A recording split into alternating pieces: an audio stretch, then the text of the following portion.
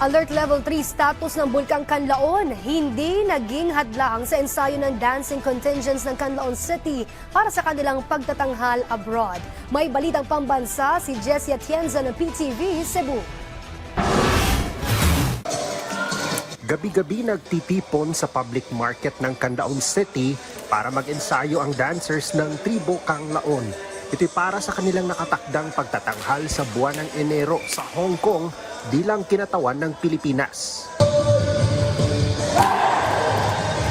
Sa bawat indak ay ibinubuhos ang lakas at pagmamahal sa obra ng pagsasayaw. Ito sa gitna ng patuloy na banta ng pag-alboroto muli ng Mount Canlaon. Amo ang mga bata, amo gini silang stress debriefing, amo gini silang preparar gyud og maayo nga whatever will happen kinahanglan andam gid atong kaugalingon.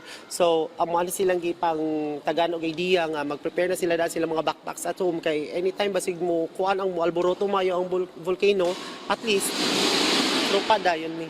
Aminado ang grupo na simula nang muling sumabog ang bulkan nitong Disyembre, naging pahirapan din ang kanilang rehearsals. Lalo't kailangan ding masiguro ang kaligtasan ng lahat ng performers. There are times na naay dili sugtan for rehearsals kay mao lagi ni too much at too risky kay mugawas-gawas tungod kay basig kay after atong eruption gusto nakasinati diri sa Canlaon og gamayng aftershocks. So ang mga parents, which is we understand also nga ang importante ra pud sa mga parents sa mga dancers nga safe ang ilang mga anak.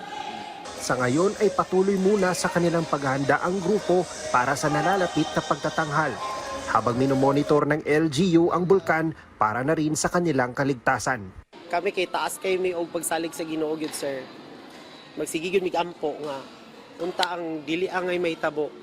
Dili gyud. Ang amoa lang nga kanang ug unsa man ganiyang yatag sa Ginoo basta kay safe ra gyud mi tanan-tanan. Mao ra gyud na siya. Mula sa Canlaon City, ako si Jessie Atienza.